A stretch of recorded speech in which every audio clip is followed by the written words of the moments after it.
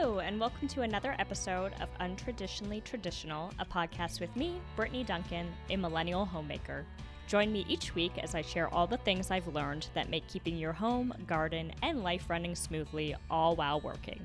If you are enjoying the podcast, please be sure to subscribe in your favorite podcasting app so you get the episodes downloaded straight to you every Monday. Now, on to today's episode.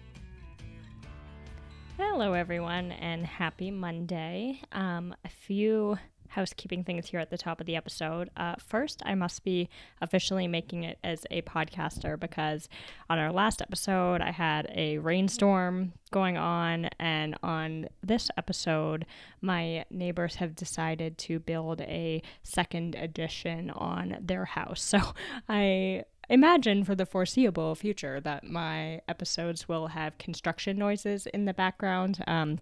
Thankfully, the cranes that they were using to put up the scaffolding for the house are over, but now we've got nail guns going off pretty much constantly. So if you hear that noise in the background, that is what that is about. And secondly is a little bit of an update about Henrietta the cross-beak chicken. If you've heard me talk about her on previous episodes or have been following along on Instagram at untraditionally traditional pod, you, I'm sure, have seen Henrietta, who is our cross-beak chick that we ended up with. Funny story, we actually ordered 6 chicks from the hatchery, and they gave them to us in a takeout bag, and I kid you not, it was a paper bag with some pine chips in the bottom and these chicks in there. And so they were really jumbled in there, and I swore I counted 6, and I told the gentleman that when he went to add another chick in there, and he said, no, this is your New Hampshire red. There's definitely not one in there. This is your 6th chick. Got it home, which is about 50 minutes away.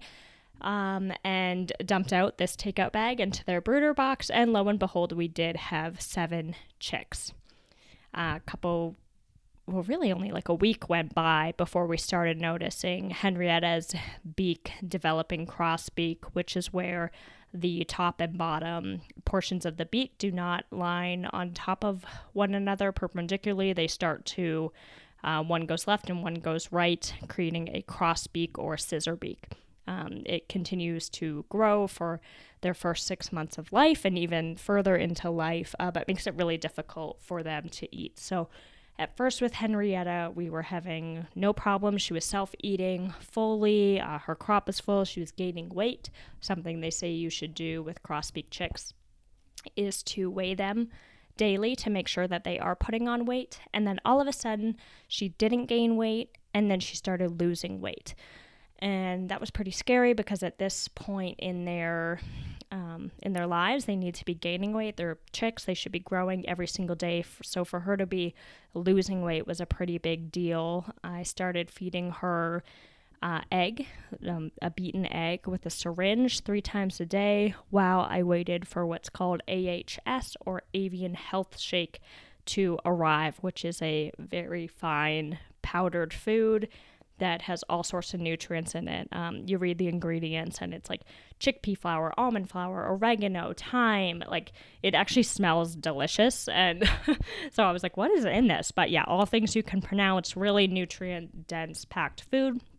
And we were able to give her that. But it became pretty apparent that at best case scenario, even if we were to get Henrietta to live, that she is definitely going to be a cross-beak chicken that requires hand feeding 2 to 3 times a day, which is more than Johnson and I can take on at this stage in our lives. And it was a really hard decision. I hope that anyone, if you do reach out, that you will be kind about it. Honestly, if you have personal feelings about our decision with Henrietta that are not supportive, I'll ask that you just keep them to yourself, because it was a really hard decision for us to rehome her. We thought that was the best case scenario. We had talked to various vets on the phone who, kind of looked at us like we were crazy. Like, well, she can't eat on her own. You should call her, which is chicken term or animal term for, euthanizing the chick, which obviously we did not want to do. We are both huge animal lovers, and anything that you syringe feed 3 times a day, you create a really close bond with. So through these Facebook groups that I had joined specifically for crossbeak chickens and how to care for them, I had met a woman named Talene, who is a saint. Honestly, Johnson calls her the chicken whisperer, and she is. I reached out to her and asked if she had any advice, but more importantly, would she be willing to take Henrietta in. She runs, it's in the process of becoming a nonprofit, but a chicken animal rescue. And immediately she was like, yes, absolutely. I can meet you, or when can you come? And Talene lives just south of Salt Lake City, which is about 6 hours away from us. And so I made the decision. I said, no, I'll take the day off work and drive to drop her off. And so that was what I did on Friday. And I'm so glad I did, because Talene was so sweet, and we spent over 2 hours. She was showing me her setup there, all of the special needs chickens that she has taken in, many of which crossbeak, some that had been attacked by a dog. She has a chicken that is completely blind, some that have difficulty walking, and then a number of crossbeaks. And then in addition to that, she has all sorts of chickens that are able-beaked, as she calls them, that they are able to eat on their own, but also rescue situations. In Salt Lake City, or Utah in general, some of their shelters are not no-kill shelters, and so rather than the chickens being euthanized, she adopts them and then tries to rehome them or keeps them in her rescue flock. So she had names for all of them. They were all so hand tame. She has 6 dogs that she has also rescued, all of which are so friendly with the chickens. Same with cats. She's rescued many cats from the shelters as well that were going to be euthanized, and they are all great with the chickens. There's actually one that is kind of dubbed the chicken protector there, that will chase off raccoons or other cats, or only lets certain cats in with the chickens. So this one cat runs the roost, so to speak, and really keeps them safe. But meeting Talene and seeing where Henrietta was going to be really helped to bring peace to my heart and know that she is in the right place. It was a very hard decision to decide that I am not the best, mama for her. I am not able to give her the care. She still wasn't really gaining weight where I'd liked her to be gaining weight. I mean, a little bit, but still tube feeding. I had tried giving her what's called torpedoes, which are food that you roll basically into like little sausages. It's kind of like a Play-Doh consistency. You add water to it and roll it into these sausages. And the idea is that you can hand feed them these. And it was recommended to me over and over, try giving her torpedoes. I would try. She just wasn't having it. Rightfully so. I'm trying to shove food in her beak. She was not happy about it. It was hard for me. So we stuck with syringe feeding. And about 17 minutes after I had left Talene, she's sent me a photo of her. Look at her full crop. I just got her to eat a bunch of torpedoes. So she is the chicken whisperer, and has been so sweet with Henrietta. So it was a very tearful goodbye, but we know that she is going to be in the right place with Talene and her new flock. She is going to be part of a chicken special needs flock where she's going to be with at least 7 other crossbeaks, and Talene doesn't rehome these crossbeaks. She knows that she is the best care they can get, and so she doesn't rehome them. And it was so nice seeing them have their own flock where they're not getting picked on by other chickens, and they can not only survive but thrive. So that's an update on Henrietta. We are now down to 6 chicks, which was our original plan, and I really believe that this was a God thing. My family was very supportive and said not many people would drive 6 hours to rehome a chicken, so, view it how you will, that we got an extra chicken and then had, Henrietta with her crossbeak. So I'm glad that we were able to get her where she needs to be and provide that care. So It was a busy weekend with all of that, and well, I'm sorry I've talked for 7 minutes, and this is not what this episode is about. It's about scheduling summer fun, which I'd be lying if I said that I didn't put off recording this episode because I just didn't know how to tackle it. We had, all of this going on with Henrietta.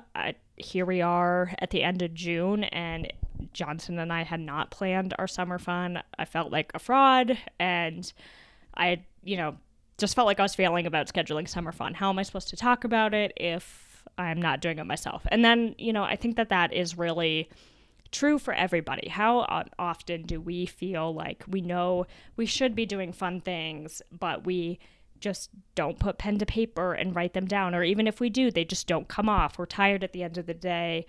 We end up canceling plans, that kind of thing. So it's not a fail because all of it gave me the kick in the butt I needed to get in gear and plan some fun for our summer. And I'm going to share with you how I did it to make it more manageable in case you're in a similar boat, struggling to take hold of your summer schedule and put some fun things on the calendar too.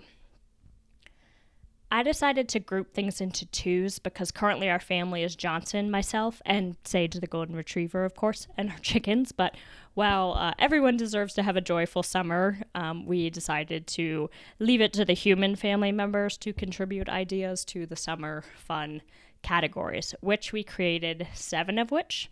If you have multiple children, you may choose less categories so that every family member gets to contribute. But we'll talk about alternate versions shortly. So our first category is 2 concerts. Throughout the summer, Johnson and I will go to at least 2 concerts. Planning is important here because you want to get tickets. You may want to extend the invitation to friends. You need to drive to another city or town to see the band you're interested in. Luckily in Boise, a lot of music comes here, but when we lived in Charleston, a lot of times you had to drive if you wanted to see a certain group that was coming maybe to Atlanta or to Charlotte, North Carolina. So different views there. Johnson and I both enjoy live music, and concerts feel like the perfect summer activity, especially here in Boise because we've got some really great outdoor venues, which is fun. So that was our first category, concerts. Our second category is to eat out at 2 new restaurants with outdoor dining. 2 key aspects there, new and outdoor dining. How often do we end up going back to our same old favorite restaurants? There's nothing wrong with that, but with the excuse for outdoor summer dining, I want to give 2 new spots to try. Outdoor dining is also fun because we can usually bring Sage and she gets to partake, which is great. Flip side of that, category 3 is 2 indoor local activities. This one is crucial because usually summer activities scream sunshine and warm weather, but let's face it, throughout summer you are likely to face a rainy day or 2, and so it's a good idea to have some indoor activities predetermined for when these days present. One of mine is a cheat because it's a indoor-outdoor, but I haven't been to our Boise Botanical Garden yet, and this summer I'd love to visit. Another one is the Boise Art Museum. Look into what events are happening at your local museums, aquariums, insectariums, zoos, and go and take an advantage. My husband's family does a lot of work in New Orleans with the Audubon Nature Institute, and because of our family connection, I follow the activities that they put on. And there's so many great activities, not only for children, but for adults. And so go and see what your city has to offer and take advantage of it. The flip side of that is 2 outdoor activities. Caveat here because Johnson and I spend a lot of time outdoors. It's one of the things that we bonded over when we first met. We like to hike and fly fish and rock climb and be outside in the mountains whenever we can. So I had to think outside of our traditional hiking, fishing options because those are a given for us on our summer bucket list. We will hike, we will fish. Those are not unique things, so to speak. So I wanted to think of 2 outdoor unique activities that we don't do all the time. So one of them is to hunt for morels, which we actually did this weekend when I drove back from from Salt Lake City. I drove to Stanley, which is where our family has a cabin, and we looked around there for morels. This was actually my second time this summer looking for them, and we have been stumped both times. So still waiting to check that off of my bucket list, I should say hunt and find morels, because I really would love to find morels. And for those of you that don't know about morels, they are a type of mushroom that are absolutely delicious. You need to cook them, but if you cook them up in some butter, they are so good on pretty much anything, in a pasta, on a burger, on just like mushroom toast with a poached egg. Gordon Ramsay has a really good recipe for mushroom toast with a poached egg that we usually follow when we do have morels. But they can't be reproduced by people, I should say. They've studied morels. There's no real rhyme or reason why they grow where they do. They're said to be that they like burnt areas where there's been a previous wildfire, but we found them sometimes not on a burnt area. And they come back every year, usually in the same spot. But obviously it's very temperamental in terms of temperature and the dryness, rain, when they pop up. So our first 2 times have been stumped, but we are not giving up.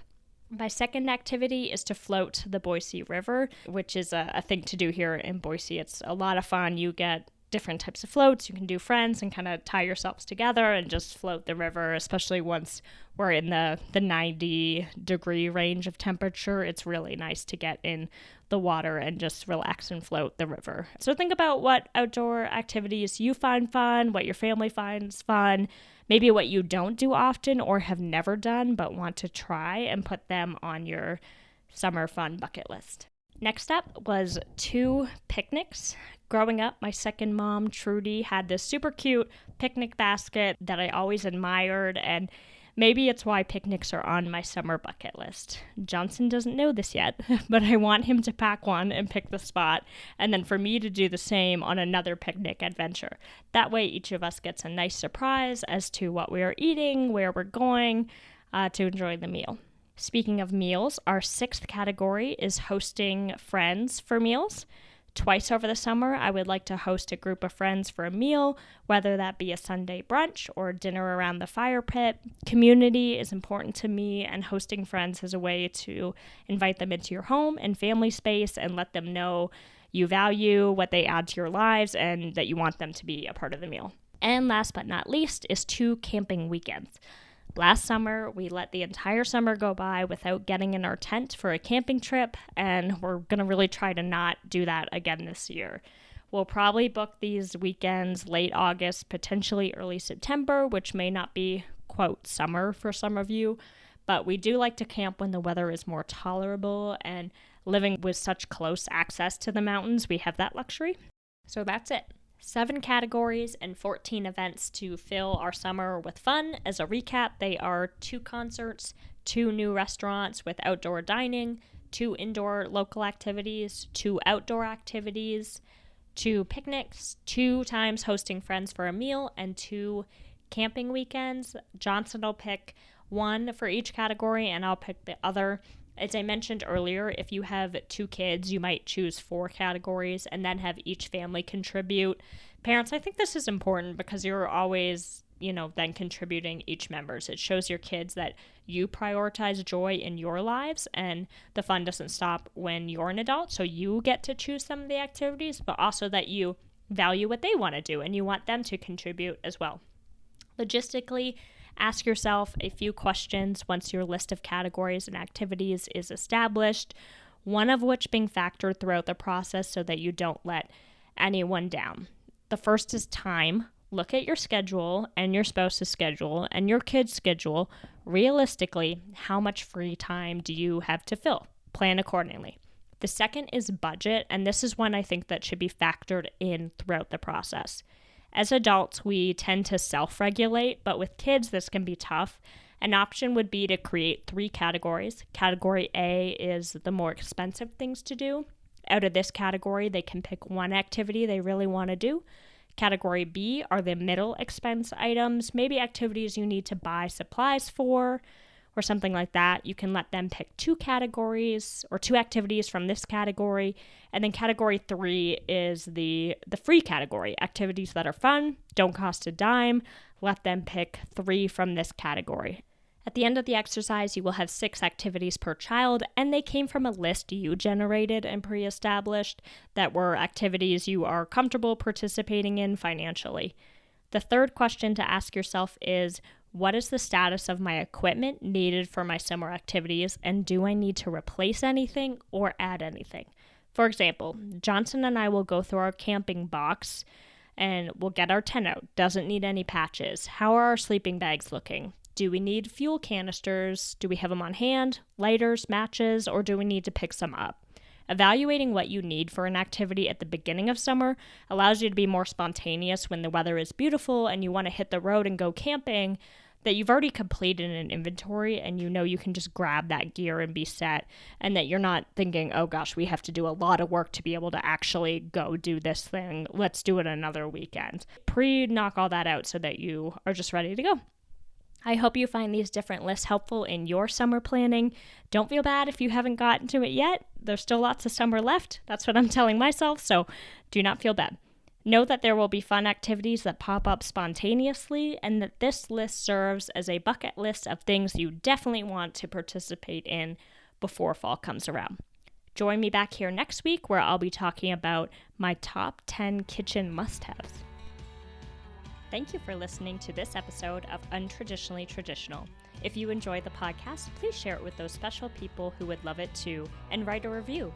For more tips and photos of my home and garden, follow Untraditionally Traditional Pod on Instagram.